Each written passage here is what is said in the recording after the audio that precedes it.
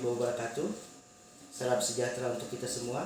Perkenalkan, saya Dodi Purnama dari kelas 2B Nendoguler dengan NPM 2022-512 dengan dosen pengampu Pak Jumadi SAP M3. Kali ini saya akan memaparkan tentang regulasi lingkungan hidup mengenai konversi minyak tanah ke LPG. Energi merupakan kebutuhan dasar setiap manusia. Energi menjadi sumber utama dalam beraktivitas sehari-hari. Tanpa energi, manusia tidak akan dapat hidup di muka bumi ini.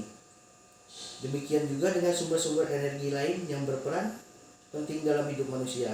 Salah satunya ialah energi yang bersumber langsung dari bumi, yakni minyak bumi dan bahan olahannya yang kerap disebut dengan bahan bakar minyak yang meliputi minyak tanah, premium, dan solar.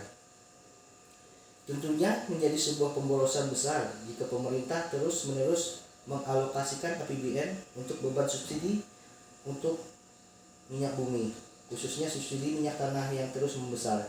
Tak hanya itu, ternyata dalam proses distribusi minyak tanah pun terjadi penyelewengan baik oleh distributor maupun oleh konsumen.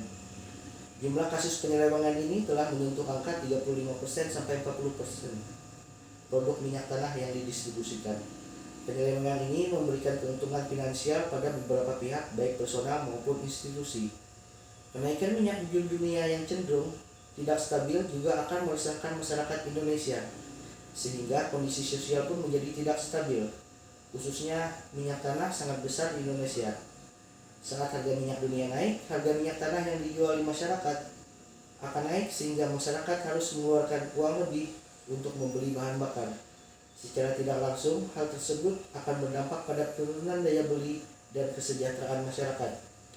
Berangkat dari latar belakang tersebut, dalam keterbatasan persediaan energi dari alam, aspek beban secara ekonomi, dan adanya penyelewengan dalam distribusi minyak tanah, maka tahun 2007 pemerintah mulai menerapkan program konversi minyak tanah ke LPG.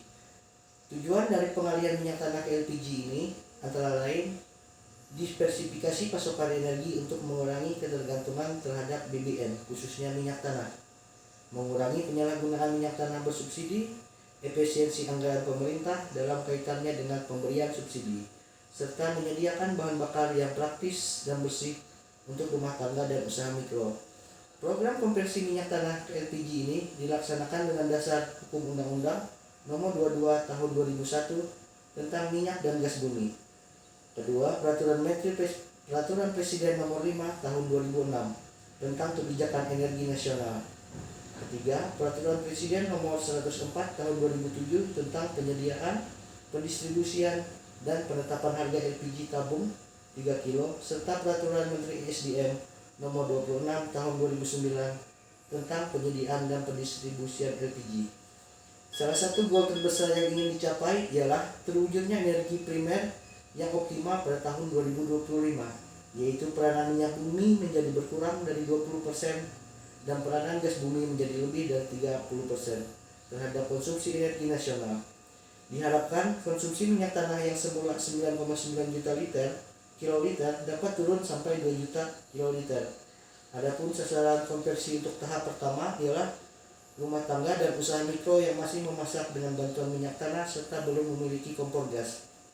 Setelah lebih kurang 3 tahun terlaksana, program konversi minyak tanah ke LPG berangsur-angsur mulai menunjukkan keberhasilannya. Epita Legowo sebagai Direktur Jenderal Minyak dan Gas Kementerian Energi dan Sumber Daya Alam, Daya Mineral, menuturkan bahwa tahun 2008 setelah setahun penerapan program berjalan, anggaran yang berhasil dihemat ialah sebesar 5,53 triliun rupiah. Pada tahun 2009 menghemat sebesar 6,92 triliun rupiah dan pada tahun 2010 terjadi penghematan sebesar 14,38 triliun. Dari berbagai hasil penelitian ilmiah yang dilakukan, terbukti pula bahwa LPG lebih ramah lingkungan karena tingkat polusi yang ditimbulkan lebih rendah daripada polusi akibat pemakaian minyak tanah. Di samping itu, efisiensi energi yang ditimbulkan dengan pemakaian LPG menjadi lebih besar sebab kalori yang dihasilkan lebih tinggi daripada minyak tanah. Oleh karena itulah kebijakan ini dipandang sebagai sebuah kebijakan yang tepat sebagai salah satu tool meningkatkan kesejahteraan rakyat Indonesia melalui penekanan pengeluaran APBN sekaligus memenuhi kebutuhan energi nasional. Demikian paparan saya tentang regulasi lingkungan hidup. Terima kasih. Assalamualaikum warahmatullahi wabarakatuh.